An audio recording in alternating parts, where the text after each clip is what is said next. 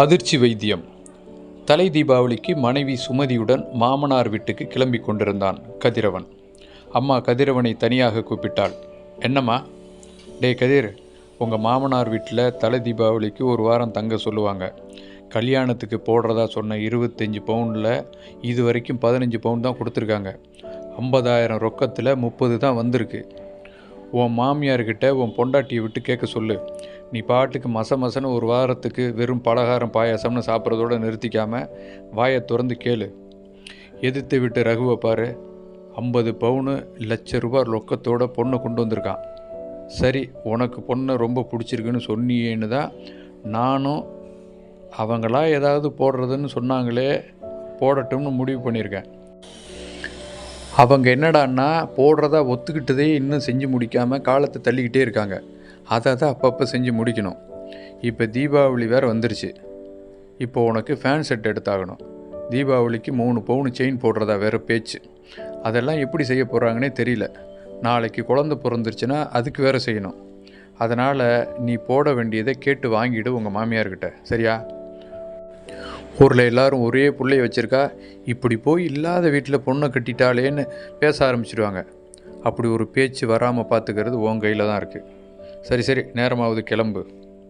இத்தனை பேசியும் அம்மாவிடம் மருந்துக்கு கூட ஒரு வார்த்தை பேசாமல், சரிம்மா நாங்கள் கிளம்புறோம் என்று மனைவியை தேடினான்.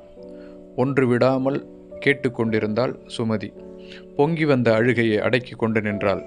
இத்தனைக்கும் மாமியார் தன்னிடம் இது பற்றி ஒரு வார்த்தை கூட பேசியதில்லையே, ஏன் என்று சுமதிக்கு புரியவில்லை. சுமதிக்கும் மாமியார் கேட்டதில் நியாயம் இருப்பதாகவே பட்டது.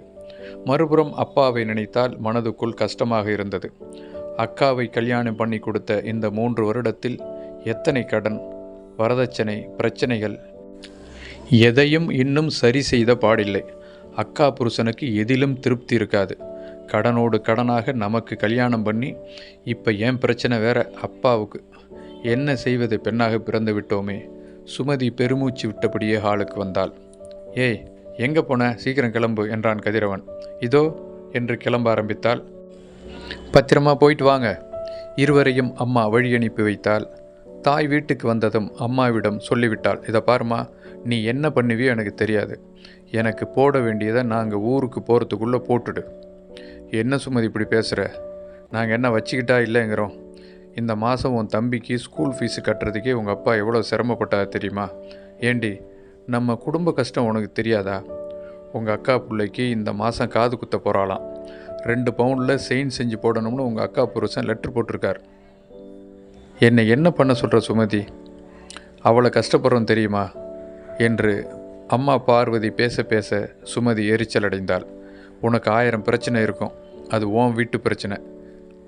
அதே போல் என் வீட்லேயும் 1000 பிரச்சனை இருக்குது. நீ போகிறத சொன்னதைத்தான் அவங்க எல்லாம் கேட்டாங்க. அத்தை என்ன வேறு எக்ஸ்ட்ராவாக கேட்டாங்க? அவங்க ஒன்றும் அதை கொண்டு வா இதை கொண்டு வான்னு எங்கிட்ட சொல்லி என்னை துரத்தி விடலையே அக்கா புருஷன் மாதிரி. அம்மா பார்வதிக்கு திகைப்பு மேல் திகைப்பு அதிகமாகி கொண்டே இருந்தது. ஏண்டி, புருஷன் வீட்டுக்கு போகிறதுக்கு முன்னால் எவ்வளோ ஊமையாக இருந்த, இப்போ இப்படி பேச ஆரம்பிச்சிட்டியாடி? ஊமையாக இருந்தால் ஒன்றும் பண்ண முடியாது. நீயே நினச்சி பாருமா. நகையோட பணத்தோட வாங்கிட்டு வந்தா வா, இல்லாட்டி உங்கள் அம்மா வீட்டோடையே இருந்துக்கன்னு சொல்லிட்டா என்ன பண்ணுவ? சொல்லு. கடனுடனே வாங்கி செய்ய வேண்டியதெல்லாம் செய்வல்ல, இல்லை வீட்டோடையே என்னை வச்சுக்குவியா? கழுத, என்னடி பேசுகிற? உன்னை கல்யாணம் பண்ணி கொடுத்ததே நீ சந்தோஷமாக இருக்கிறத நாங்கள் பார்க்குறதுக்கு தான். உன் சந்தோஷத்துக்கே குறை வந்ததுக்கப்புறம் நாங்கள் எப்படி நிம்மதியாக இருக்க முடியும் என்று காதில் இருந்த தோடு மூக்குத்திகளை கழற்ற ஆரம்பித்தாள் அம்மா. பின்பு கழுத்தில் இருந்த தாலி சரடையும் கழற்றினாள். அம்மா, என்னம்மா காரியம் பண்ணுற நீ? அதெல்லாம் ஒன்றுமில்லை, கொஞ்ச நாளைக்கு மஞ்சள் கயிற்றுல தாலியை கோத்து போட்டுக்கிறேன். அப்புறமா நமக்கு வசதி வர நேரத்தில் தாலி கொடியெலாம் வாங்கி போட்டுக்கலாம். முதல்ல இதை பிடி. குறைச்சலாக வச்சுக்கிட்டாலும் 5 பவுன் இருக்கும். ஒரு 2 மாதம் பொறுத்துக்குமா, உனக்கு போடுறது எல்லாத்தையும் போட்டுடுறோம். மனசில் எதுவும் வச்சிக்காத சுமதி என்று மகளிடம் கெஞ்சும் குரலில் சொன்னாள் பார்வதி. அம்மாவிடம் அளவுக்கு அதிகமாக பேசிவிட்டதாக உணர்ந்தாள் சுமதி. வரதட்சணை பாக்கி ஒரு புறம், தீபாவளிக்கு செய்ய வேண்டிய சீர்தினத்து இன்னொரு புறம் இருக்க, மாப்பிள்ளைக்கு பலகாரம், வடை, பாயாசம், அப்பளம் என்று அமர்க்களப்படுத்தி விட்டாள் பார்வதி. மாப்பிள்ளையிடம் சொன்னாள், தம்பி, கூச்சப்படாமல் கேட்டு வாங்கி சாப்பிட்டுக்கங்கப்பா. மாமியாரை பார்த்தாள். முகத்தில் ஒருவித கலக்கத்துடனும் காது, மூக்கு எல்லாம் காலியாக இருந்தது. மனதுக்கு அவனுக்கு வேதனை அளித்தது. அம்மா என்னிடம் சொன்னதை எல்லாம் சுமதி கேட்டிருப்பாளோ? அதன் விளைவுதான் இது என்று நடந்ததை ஒருவாறு யூகித்தான். சுமதியை அவசரமாக ஊருக்கு அழைத்தான். என்னங்க, 2 நாள் இருந்துட்டு போகலாமே? அதெல்லாம் ஒன்றும் வேணாம், ஒரு அவசரமான வேலை, நீயும் வரணும்.